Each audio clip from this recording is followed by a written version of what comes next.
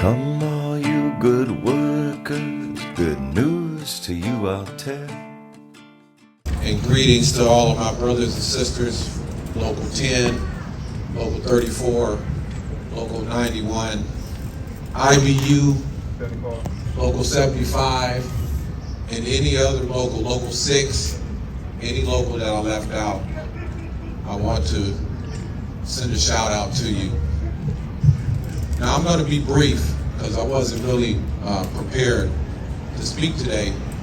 However, I just want to bring to your attention and talk about the last 2 years, because I was the president the last 2 years, 2020 and 2021, when we were not able to have this ceremony.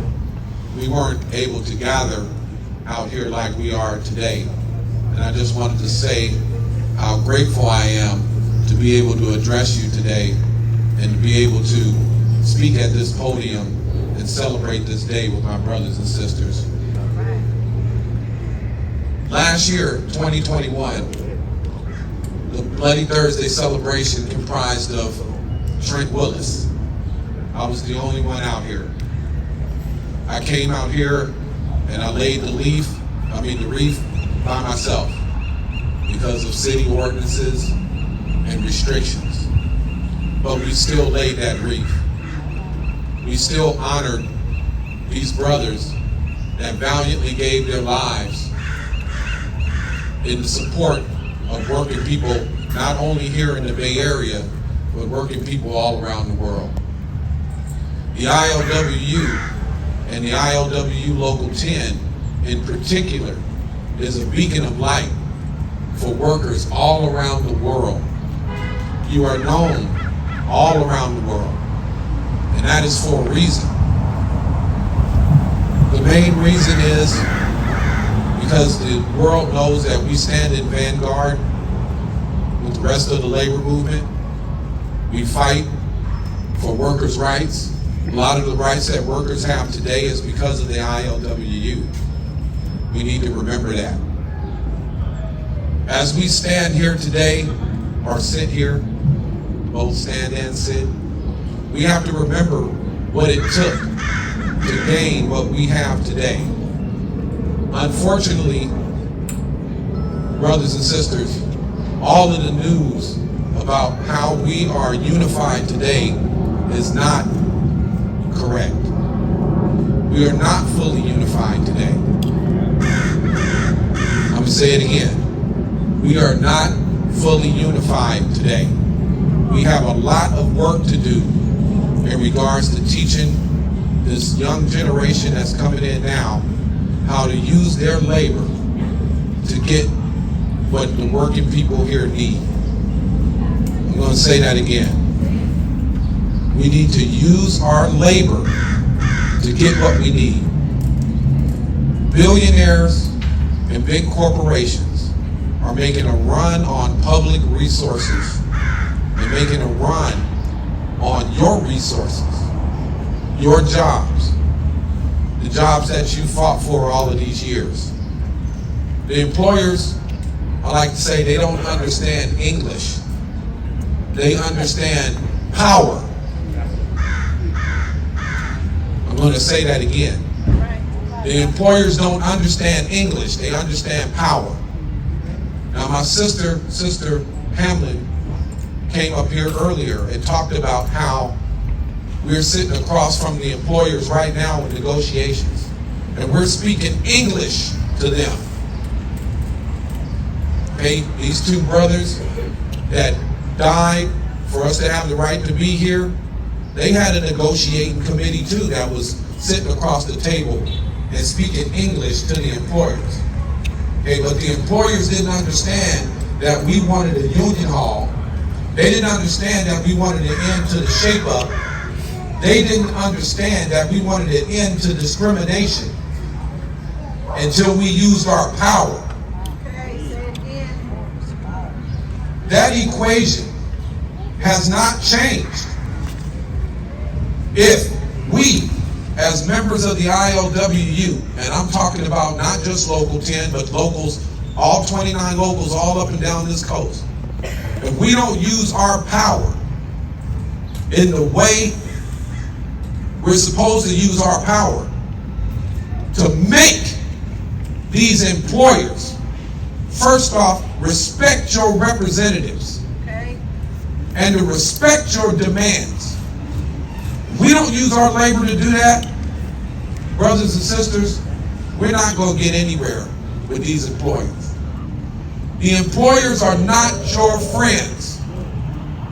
The employers. Say it again.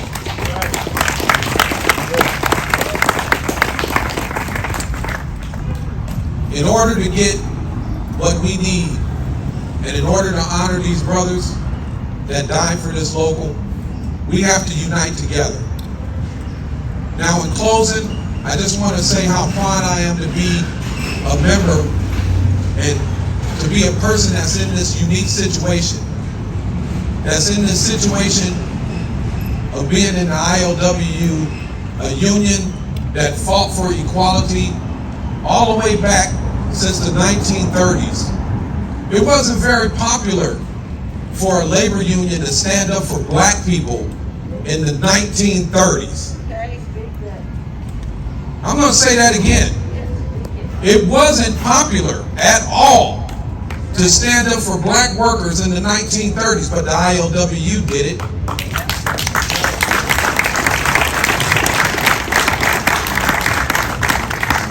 The ILWU gave me a chance as a black man to prosper, to build wealth.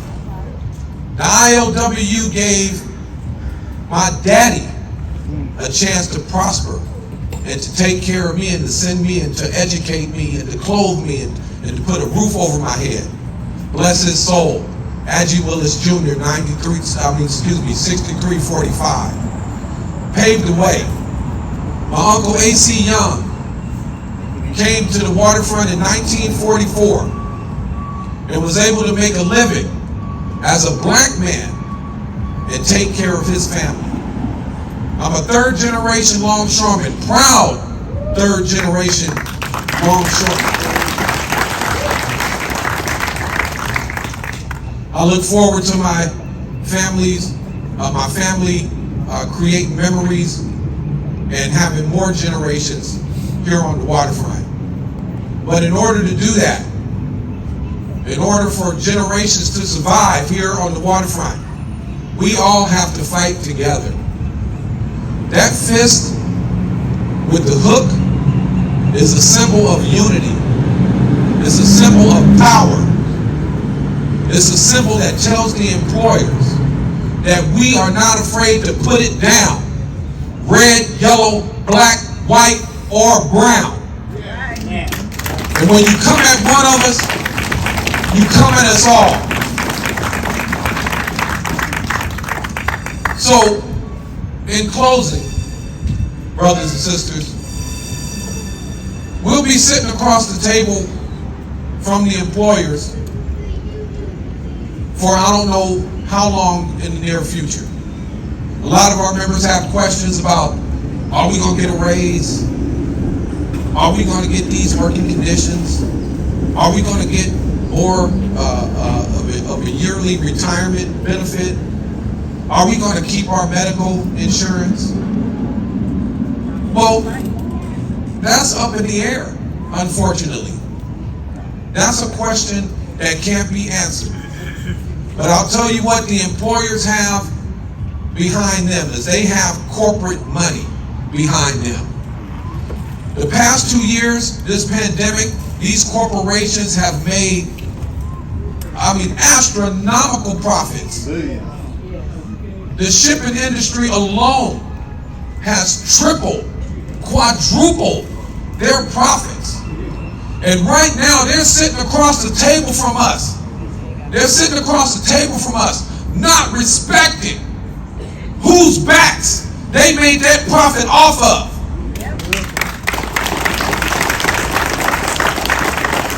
That burns me up. That burns me up. And you know why it burns me up? And it should burn everybody out here up. It should definitely burn Local 10 members up and all the locals up and down this coast members up, because they did the same thing to these two brothers right here that gave their lives. These brothers gave their lives so we don't have to. The only thing we have to do is go out on the job and follow the rules. The only thing we have to do is stand together. Brother Martin Luther King is an honorary member of this local. That's for a reason. Sister Angela Davis is an honorary member of the ILWU Local 10. That's for a reason. We all have skin in the game, brothers and sisters. Every one of us, whether you're an old timer now or whether you're a new member coming in. And the one thing that we all should have the understanding of our first day stepping down here is unity.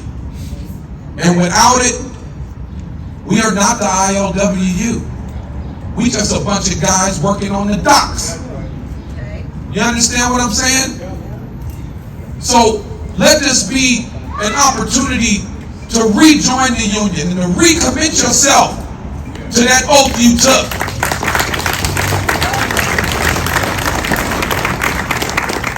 ILWU Local 10 for life. Thank you, brothers and sisters.